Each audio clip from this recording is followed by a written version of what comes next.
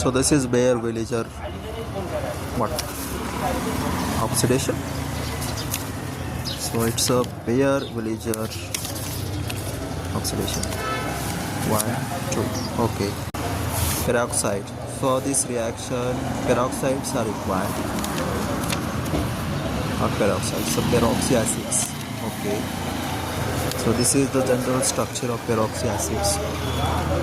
RC11OOOH. So extra oxygen is there.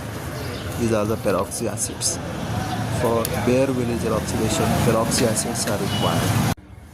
So the reaction starts with ketone. This is RC=OR dash, and it ends with ester, RC=OOR dash.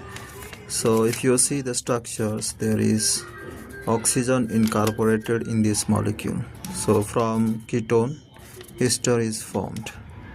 In case of cyclic ketone, this is a cyclic ketone structure. En can be anything, so it's a cyclic ketone, and it converts to ester. But when there is C=O and oxygen, ester in the cyclic form, it is called lactone. So from cyclic ketone we get lactone by this Bayer-Villiger oxidation. So exactly how this reaction happens, mechanism we are going to understand. So first step of reaction is protonation. So instead of taking cyclic ketone, I have taken example of plain ketone. So this is RC=OR dash, and first is protonation. Now this protonation, here you are seeing this oxygen is protonated. Now 3 valency, so positive charge is there, and this protonation, this H plus which is attached to this oxygen, is coming from peroxyacids, what we saw. So here comes interesting part. Now this is protonated ketone. This carbon is electron deficient because it is connected with this electron deficient oxygen, and this part is from peroxyacids. Peroxyacid in the first step liberated H plus, making this oxygen negative. Now this negative will attack on electron deficient carbon. Now this bond will shift here on the oxygen, and this positive charge will be neutralized. So this is what is happening, connecting this part of peroxyacids with ketone. So now they are connected here like this. So everything is similar here.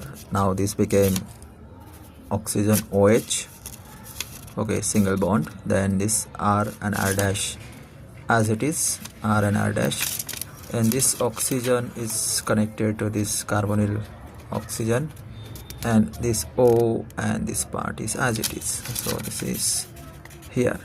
So these two molecules are joined here. This is intermediate. In the next step, you are seeing that this molecule is protonated here.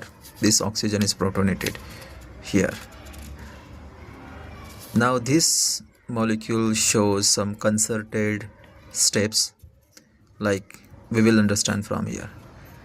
This is positively charged oxygen. Electrons between this carbon oxygen will be taken by this oxygen, making this carbon electron deficient. The bond between these two oxygen will be broken. Electron will shift between this carbon and oxygen. Now because this bond is breaking, both electrons are shifting this side, making this oxygen electron deficient. So one of these group will migrate, will break with electrons, and they will shift on this oxygen. Here it is electron deficient because one of the group will migrate. So lone pair of electron will be shared between this oxygen and carbon. So many things are happening here. Here the double bond electrons are shared. The group, one of the group is migrating. This oxygen bond is breaking. It is shifting this between this carbon and oxygen. This bond is breaking, pi bond between carbon and oxygen. It is shifting on the oxygen. So in the next structure, what we are seeing is this. This part, this is RC double bond O, and this is hydrogen connected. Now this is positively charged because oxygen is here having 3 valency. This part is as it is. Okay, so this is like this, and this is broken here between oxygen. So this remaining part is this R2 dash C double bond, no, not C double bond O, it's a COH and C double bond O, like this. R2 C OH and C double bond O. So this is actually acid.